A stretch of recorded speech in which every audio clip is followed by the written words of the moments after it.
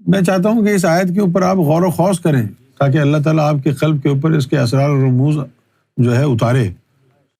یہاں پر یہ الف لام را، یہ جو کتاب ہے ایک انسان کے پاس ہے، قرآن یہ کہہ رہا ہے، میں تو نہیں کہہ رہا۔ رجل، اب وہ اس کے اوپر وحی کی ہے اس نے، وہ لوگوں کو خبردار کرے گا، بشارت دے گا، مقام صدق اعلیٰ مقام ان کو کی طرف سے دلوائے گا، لیکن جو لوگ اس کو مانیں گے نہیں وہ کہیں گے کہ یہ جادوگر ہے۔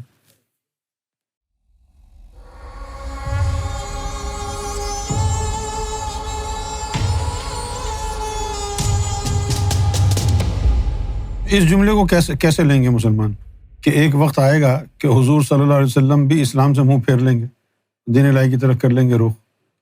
نہیں، قابل ہضم نہیں، مسلمانوں کے لیے قابل ہضم نہیں ہوگا۔ ارے قرآن میں ہے بھائی، قرآن میں ایسے ہی کہاں جٹائیں گے؟ قرآن میں تو موجود ہے، تو قرآن کا انکار کرنا پڑے گا، ویسے ہی کافر ہو جائیں گے۔ وہ تو ایسے ہی انکاری ہیں، قرآن مان کہاں رہے ہیں، وہ تو مولوی کو مانتے ہیں۔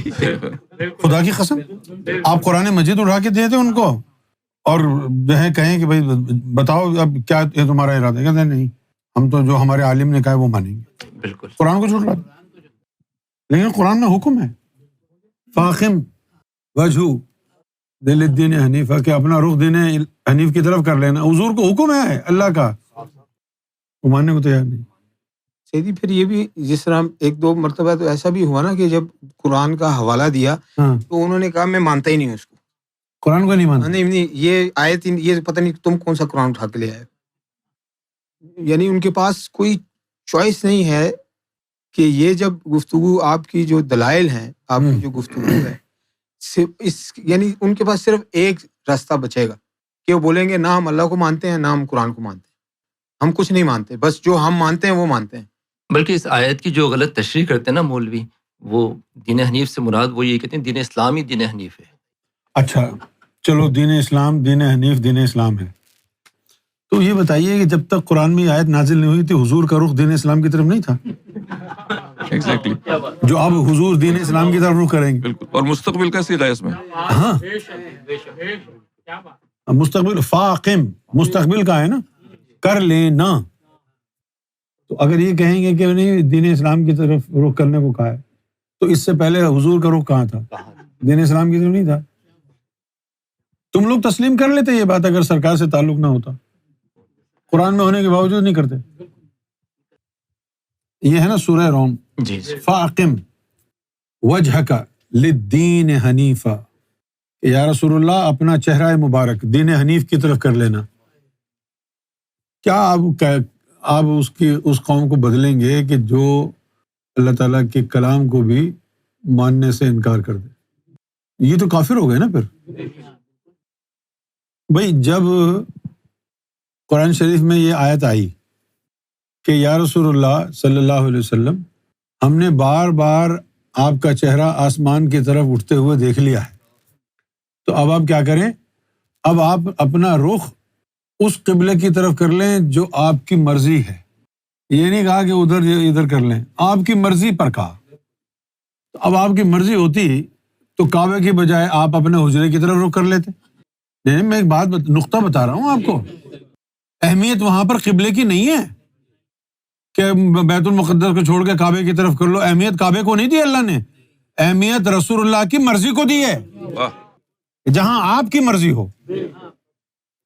اچھا اب پھر کیا ہوا؟ برابر میں مولا علی کھڑے تو وہ بھی مڑ گئے جب حضور نے رخ پھیرا۔ تو ایک واقعہ تو یہ رخ تبدیل کرنے کا ہو چکا ہے، اب جب یہ دین الہی کی طرف رخ کریں گے تو پھر کیوں نہیں موڑ رہے تم اپنا رخ؟ یعنی تم کافر ہو۔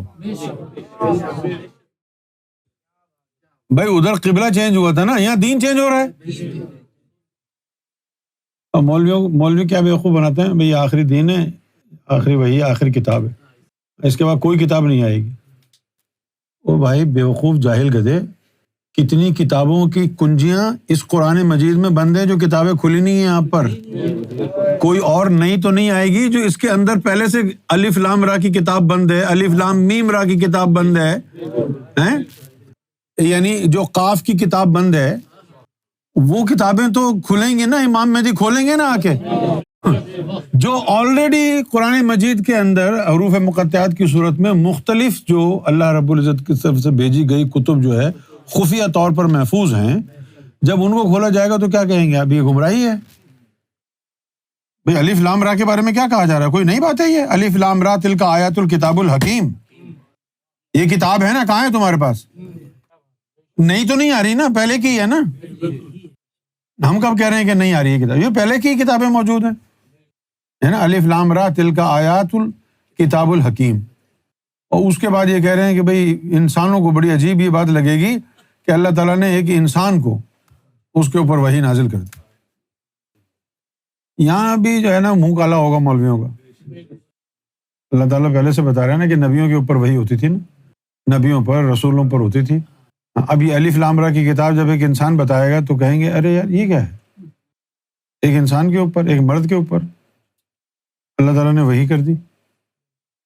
اور پھر یہ بھی کہا ہوا ہے کہ اس مرد کے اوپر وحی ہوگی، انہی میں سے ہوگا وہ، اور وہ انسانیت کو، پوری انسانیت کو وہ خبردار کرے گا، ایسا مت کرو، ایسا کرو۔ وَبَشِّرِ الَّذِينَ آمَنُوا، اور انسانوں کو خوابوں کے ذریعے اور القاء کے ذریعے ان کی تعلیم اور تربیت کرے گا، جیسے حضور کا طریقہ ہے۔ إِنَّ لَهُمْ قَدْمَ صِدْقٍ عِندَ رَبِّهِمْ، اور ان کے لیے رب کے پاس کوئی خاص مقام وہ ان لوگوں کو دلوائے گا۔ اور جو اس کو نہیں مانیں گے، قال الکافرون، جو اس کو نہیں مانیں گے وہ کیا کہیں گے؟ ان ھذا لساحر مبین، یہ بندہ تو جادوگر ہے، میجیشن ہے۔ یعنی اب یہ حضور کے بعد بھی ایک بندہ آئے گا، وہ لوگوں کو خبردار کرے گا، وہ لوگوں کو بشارت دے گا، رب کی طرف جو ہے نا مقام صدق ان کو دلوائے گا۔ لیکن جو اس کو نہیں مانیں گے وہ کیا کہیں گے؟ یہ جادوگر ہے۔ میں چاہتا ہوں کہ اس آیت کے اوپر آپ غور و خوض کریں تاکہ اللہ تعالیٰ آپ کے قلب کے اوپر اس کے اسرار و رموز جو ہے اتارے۔ یہاں پر یہ الف لام را، یہ جو کتاب ہے ایک انسان کے پاس ہے، قرآن یہ کہہ رہا ہے، میں تو نہیں کہہ رہا۔